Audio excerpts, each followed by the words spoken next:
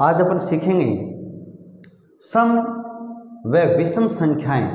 सम व विषम संख्याएं किस प्रकार पहचानते हैं वो आज अपन सीखेंगे।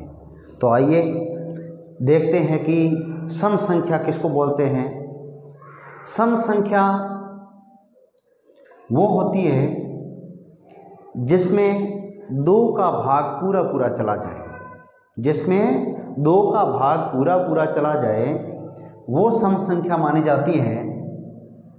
तो यहाँ लिखेंगे सम संख्या। सम संख्या वह संख्या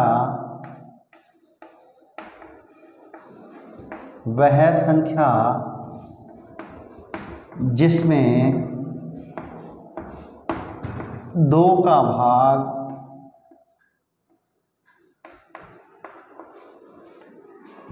पूरा पूरा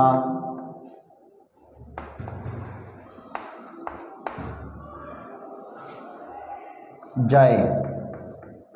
वह संख्या जिसमें दो का भाग पूरा पूरा जाए सम संख्या कहलाती है। सम संख्या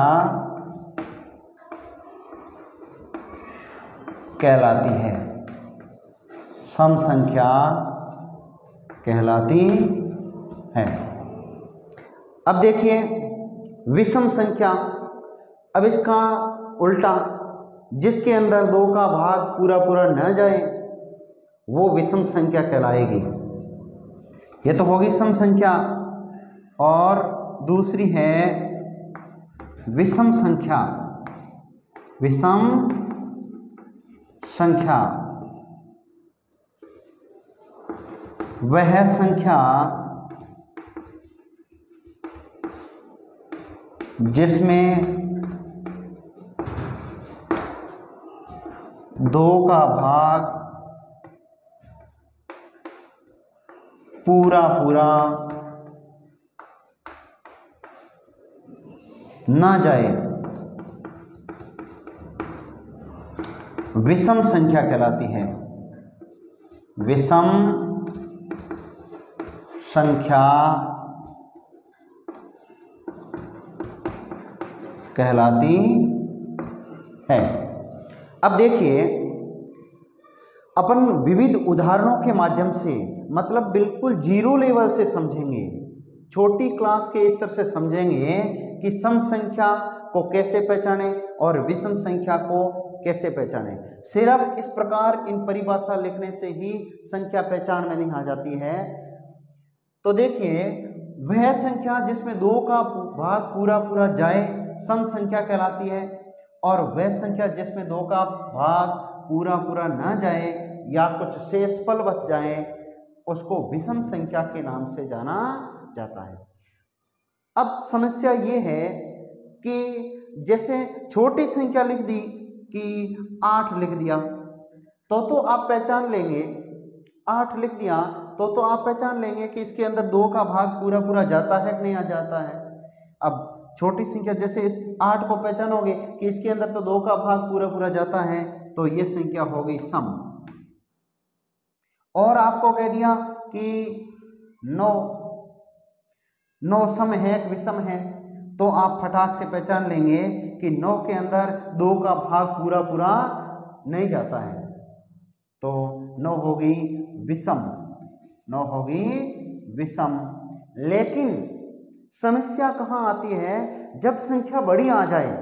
जब संख्या बड़ी आ जाए, जैसे बच्चों को लिख करके दे दिया कि 586 लिख करके दे दिया, और अब पूछ लिया कि ये संख्या सम है कि विषम है, इसको जरा पहचानना। तो बच्चे हैं वो इतना भाग, जैसे 3 अंकों की संख्या, इसमें दो का भाग कब देंगे और कब बताएंगे कि ये संख्या सम है या विषम है। यानी कि आपको शॉर्ट तरीका निकालना पड़ेगा। सिर्फ इसके इकाई का अंक पहचान करके आप पूरी संख्या की पहचान कर लें कि ये संख्या सम है या विषम है। तो ये जानने के लिए ये ध्यान रखना कि यदि किसी संख्या के इकाई का अंक यदि किसी संख्या भले कितनी बड़ी है, इकाई का अंक 0, 2, 4, 6 और 8 इनमें से हो तो वो संख्या सम संख्या कहलाती है। आ गया समझ में? यानी यदि कोई संख्या दी हुई है, जैसे यह संख्या दी हुई है, उस संख्या के इकाई का अंक मतलब अपने दाहिने हाथ की तरफ से अपन इकाई, दहाई, सैकड़ा इस प्रकार गिनते हैं ना, तो इकाई का अंक जो पीछे से पहला अंक आता है वो एक अंक यदि 0, 2, 4, 6, 8 में से है तो वो संख्या सम संख्या कहलाएगी, और 0, 2, 4, 6, 8 में से नहीं है तो वो विषम संख्या कहलाएगी। यानी अब इसको पहचानो, 586 है, इकाई का अंक 6 है, यानी कि इकाई का अंक 6 है, इसका मतलब ये संख्या है वो सम है। आ गया समझ में? और यदि इकाई का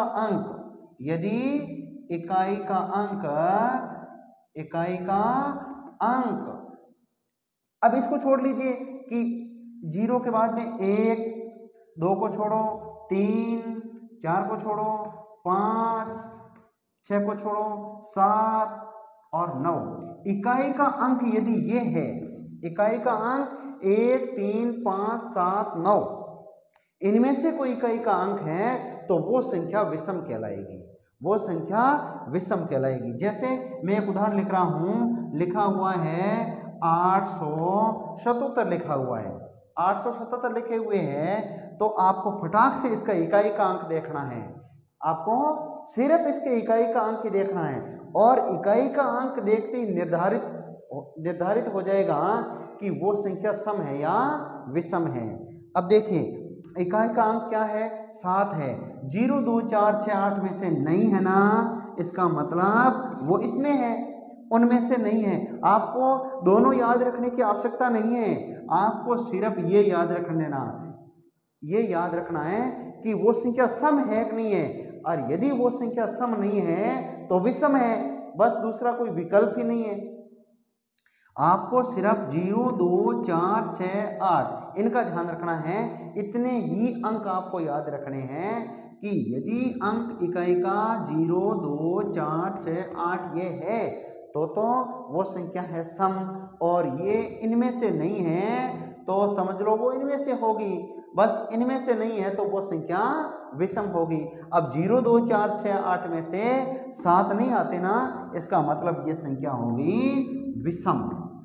आगे समझ में? बस इतना ही याद रखना है कि इकाई का अंक 0, 2, 4, 6, 8 हो तो वो संख्या सम है, नहीं तो वो संख्या विषम है। अब देखिए एक दो उदाहरण आपको और देता हूं, जैसे कोई बड़ी संख्या, इससे भी बड़ी संख्या दे दी, जैसे 5987 दे दिया, 5987, 8690 दे दिया।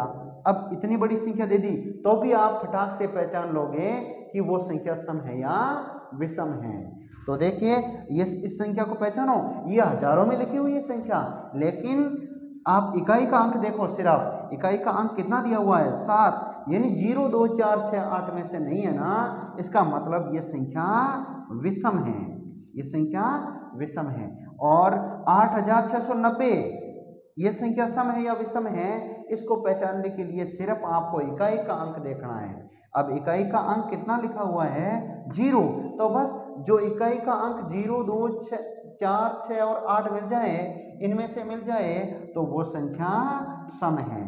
इसी प्रकार और भी उदाहरण देख लीजिए, जैसे लिखा हुआ है 999, 3 अंकों की बड़ी संख्या भी बोलते हैं इनको। तो इस संख्या को पहचानिए कि ये सम है या विषम है। तो सम और विषम पहचानने के लिए आपको मात्र इसकी इकाई का अंक देखना पड़ेगा। इकाई का अंक 0, 2, 4, 6, 8 में से नहीं है ना, इसका मतलब ये विषम है।